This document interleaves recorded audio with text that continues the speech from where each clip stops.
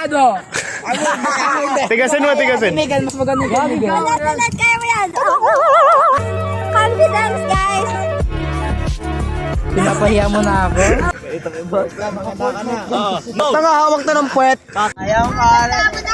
Ang tanda ng bata-bata mo pa. Disrespect ito mga matatanda. Nolmitang ere galing sa gilid ng kalsada. Ito ka nga doon, tapos na gusto na kami. Bukas na, itigyan mo tayo. Gago na. Ano yan? Tangin na, makaklase ni Jenny. Je!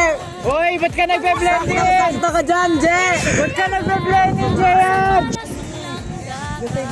Bagal naman natin patayin. Ang bagal niya patayin si Jose Rizal. Bumamatay na si Jose Rizal. Ay, lumalik pa sa linya, bumalik ka sa classroom. Bumalik ka sa classroom. Ngayon na! Ngayon na! Kabataan niya yun. Anong mga kabataan ito? Ang pinagagagawa nito mga to? Kakulay niyo. Ay, meron naglalakad. Tangina yan, pre. Tangina yan. Kakulay niyo yung balat ni Rick. Pinaupo niya na si Shea. Hoy, Inday! Kailangan ka nila ng Inday! Kunti na lang, mamamatay na siya sa Rizal ng stroke. Hoy! Bawal din dumaan. Ba't ka lumuhod? Tangina lumuhod siya sa Rizal. One! Utangin mo talaga, no? Napaka-realistic nung kay Lucas Gar. Siya pa. Everywhere, imagination, creation. Oh! Babarinig niyo ba ako? Sumatong. Ganito ako eh. Mukhang adik.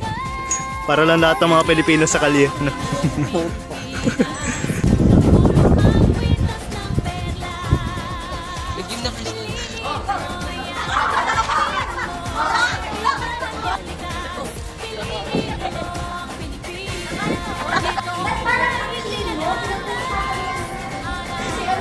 Hindi siya. Parang bagay. Tatay niya pa naman yun. Ay.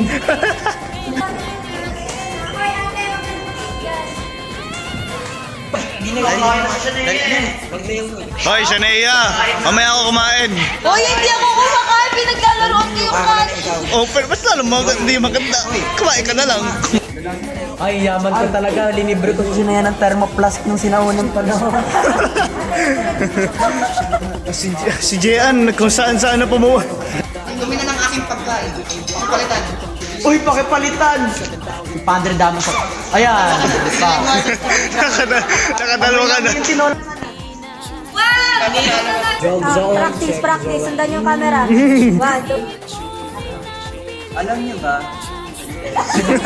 Tingin na kayo kay ano? Kapitan Tiago.